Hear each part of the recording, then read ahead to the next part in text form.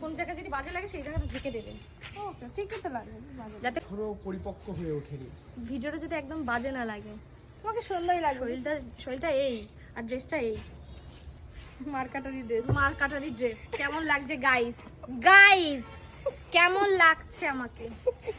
এখানে অভিরত্নদা ফটো তুলছে। অভিরত্নকে এটা দেখো। আমার এই অবস্থায় দেখাস না।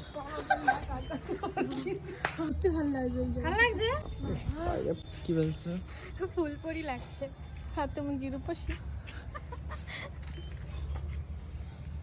এরকম চাইনাদের মতনই চোখ ছোট না না, তুমি বেশি এই চিক্স দুটো।